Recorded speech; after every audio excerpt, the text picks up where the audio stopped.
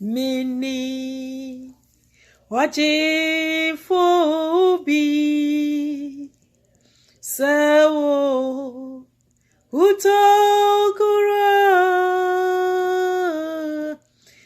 Meso Misra Musa Minya Mika Mina Eradia Misu Misra Musa Minya Mika Mina Oniadofo Erade Ebekai wo wate me se Erade obekai wo amanasi wiye Erade ni yure emfiri wo ni awunamu ni ekoso ewo wabrabo mu nyina Erade ni yure emfiri wo odaso edwene wo ho esani se osi onim adwereku a odwene ewo ye ho se obema onim adwereku a odwene wo ye ho adwene a wodwene enye adwene bone nemom aye adwene papa se obema yen awieye pa ene enidaso Onua onyankopon ebo wo seni suban so seni seso wamma ewiase asase so se obegu weni mase ana obegya wu mu keke nemomu obo wo seni suban so seni seso odo wo enti na obo wo enti onua eya entra se na nka se a mekura nti bi kanyam mekura nti nyame ebo miseni eya entra se enka se a mekura dia brabode mi akoduro no mabrabo mawie ye aben eya mentra se nka se mekura dise dia tebia na koduro no menum aduro na minkumi ho anyumu a metu ye no me se onyame enkai ye Onua enunti na meka cho se onyame wakai wawie na obekoso so ayeden akai wo onni madwene a wadwene afa wo ho na se ebre no enso ya eya ne yanim se nyame ne yure free ye ba enne mi wa ha se mehye obi enkran na mama wo hu se onyame ne yure free wo ye onyame da so ye nyame na onu a okai atetefo no na oyi wo mu firi o mamane ne sohwa wo mu fa mu ne mu no sanyame no obeye de obekoso akai wo hwe onua mame enka asem bi enkyerɛw ewo bible mu asem bi esi wo 2 Samuel chapter 9 mekai verse 1 no eba besi verse 7 no na abrantie bi ye friend Mephibosheth Na sa Mephibosheth we na oye Saul ohene Saul ne nana na oye Jonathan ne ba bema na Jonathan enso na oben David pa na oni David ewo ayonkofa kese na apam bi eda wontam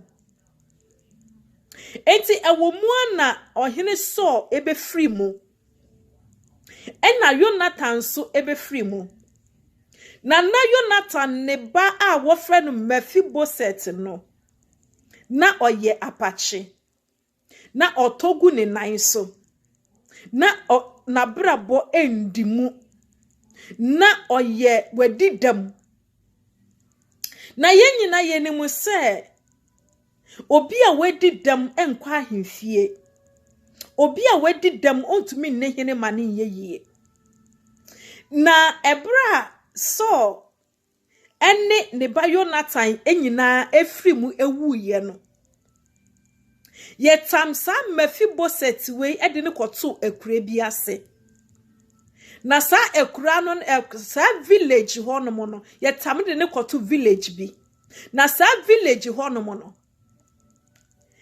yefra ho Lodiba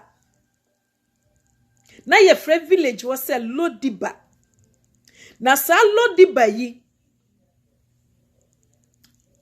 eye ahochire kuro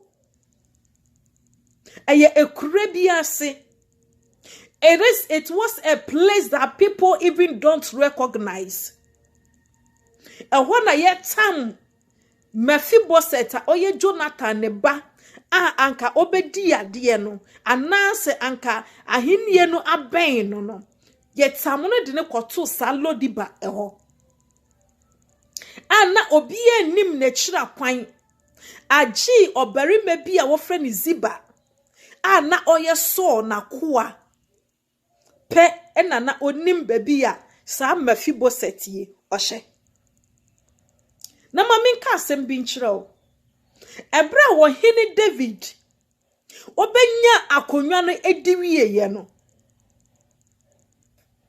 amfibi echi no ena okai se se ne yonku Jonathan yi oye na doye pa enti se nyame ebe hyira na mono so wa benya baby papa sia e wo se otumi kai obi ewo efie ho enti me be kan Bible no ama yenyina yate ase enti se wo Bible ben wa wo so fa Bible no na die 2 Samuel chapter 9 verse 1 ekono na yenkan bie wo so Bible no na yenkan ne hwe ade ho yehwe de sie yo me kan twi no me ye twi ni ti twi na me kan twi no yo 2 Samuel chapter 9 verse 1 eba no o say na David beside say obi da so wo ho a waka so fie na Jonathan ti meye no adoye verse 2 na so fie somfo bi wo ho a na ni din edi Ziba na wo krofre no ma no ba David in chain ena ohene bisa no se woni Ziba na ose wakwa ne no verse 3 na David ka kire no se obi inni soru fie bio amede onyankopon adoye beye no ana na Ziba se Jonathan babarima bi daso wo ho a oye apache o say Jonathan baby daso wo ho a oye apache okay yen kan ko verse 4 na ohene ka kire no se owo he na Ziba bua ohene se hwe owo Amel ba Meka fie wo Lodiba Verse 5. Na ohene soma ma wakofa no free amelba meka fie wo lodi babaye. Na soro ba Jonathan ba Mephibosheth drew David in China. Obo nimu ase mano. Na David kan say Mephibosheth na ose wakwa nie. Verse 7. Na David catch no say ensuro weja Jonathan enti meye wo adoye.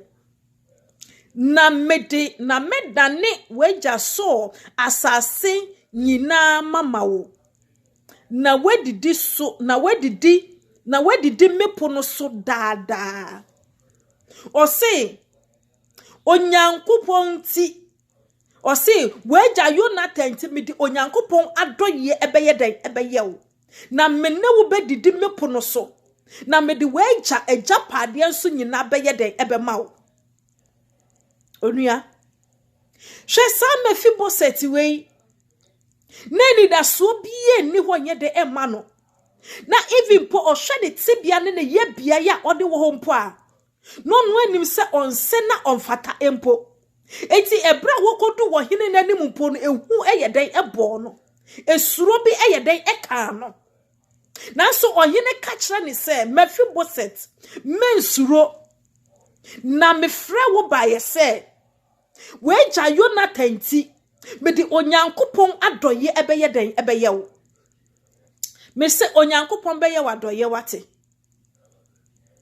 God will remember you. God will never forsake you. Emfa hune tibia wakokoduru mu. Emfa hune how long adwuma na say. Emfa hune how long asetena na ye basa. Me se onyankopon ebe kai wo. Na ordina doye ebeye den ebeye wo. Obeyi we free sa emfutro na wuti mu no. Na onyankopon de wo besi emapoma edwaso. Na onyankopon be hye w'animonyam. Na onyankopon be ma wo so. Na amenyi na hu se enti ye friends enye nipa yi a nanka wo sa atibia yi mu ninie. Me se onyankopon be ye wadoye wate. Onua ka okuma to yam. Me wa ha se me hye wo nkran. Me wa ha se me kasa kyerɛw. Mephibosheth na wo hye akura bi ase. Emfa woni tokura wo hyem. Emfa woni akura bi ase a watena. Emfa woni suku a wanko. Emfa woni se woni oboafo. Me se onyankopon be kai wo. So nyame ne brebe soma wo a. Ba bibia wo hye bi onyame be yi wapie. Se de oyi Mephibosheth adidi free lodi ba akura na se enumi kuro ni mo. Ohia kuro ni mo. Ahote ahoyire kuro ni mo. Adene ba himfie. Enma on ohine betu se didi ye no. Onua sana wo nyame be kai wo wate. Enum enka wanu aduro. Enhye wo ho akonfo. Na onyame be ye wadoye. Onyame be kai wo. Onyame be ti nanim akyerɛ wo. Onyame be hye w'animonyam. Enti enka wanu aduro wate. Tena say na bompaye na twen nyame anim. Hwe Mephibosheth meji di se ebia na edumre bia na nke kanu kwa na ka wawu afiwi ase. Na onnim se onyame da so ye den ekaye no. Na onnim se emre bi beso nyame aye den ayi na pie. Se onyame be yi wa pie wate. Koso hya wo ho den. Mensuro empa ba ohane beba amane ne beba ensohwe ne beto nanso nyame a obowo na ohome ne nkwa home gu mu abeya okrati asefo no se nyame no ono no bekai wo sha wo den wate nyame eda so eyede ekai wo. Me say God will do what? Remember you. God will remember you. God will never forsake you. He will never let you down. He will never leave you. Have hope in him. Trust in God. And have patience. Wait upon him. Na wo bresua onyankopon obekasa na obepeja wafi baabi a wo hye no ahye wanimonyam nyame enhira wo na onti nanim enhira wo onua si utia se na ye mompaye yendimafo Kristo meda wase Awurade wonam me so de wasem ama wo ma Awurade samni obi akoma Awurade apeche Awurade samni obi eti nisuo Awurade samni obi edi yawo na Awurade wo se menka nche wo mo se wo be woda so eyede ekai wo mo Awurade samre yo obi biara Awurade eni daswo asa amano obi biara Awurade eye ne mpo se wo Awurade won dwene ne ho won kai no Awurade fa wonsa eka wo ma na hye wo manimonyam Awurade ma wo mahu se wo Awurade wo ye nyame a wo remfiri wo mada wo ye nyame a wo so nim adwereku a wo dwere wo ye ho enye bone adwere na mom se wo so be ma ye wieye papa ene aniraso Awurade kai wo ma so bi fa wo ye hia bi ma Awurade kai no so bi ti ni suo wo adwuma sam ho Awurade kai no so Awurade awonti obi ti ni suo Awurade kai no baby biara Awurade obi ehye bia Awurade kai wo ma na tse wanim ekire wo ma wo ma ehu se wo ye nyame hye wo manimonyam Awurade peja wo ma efi futro mu si mapom medwa so Awurade tse wanim kire yen ma ye hu se wo ye nyame meda wase Awurade so bi yare a misane oso ayaresa edema no ewo baby biara owo ewo Yesu Kristo demo hye wo manimonyam Awurade yensu ye be hye wanimonyam meda wase se watie yen adom ninti amen onua onyankopon enhira no nti nanimu enhira medin ade Victoria Adimea sa wo hwehwe me video yi bia obenya bi ewo Facebook medin ane Victoria Adimea wo hwehwe me wa obenya me wo ho na afen so YouTube so sa wo subscribe to Topg media Topg sa wo subscribe to Topg TV ewo Topg media ubenya me video no so bi ahwe ewo hono mo onyankopon enhira obebre ewo Yesu demo amen.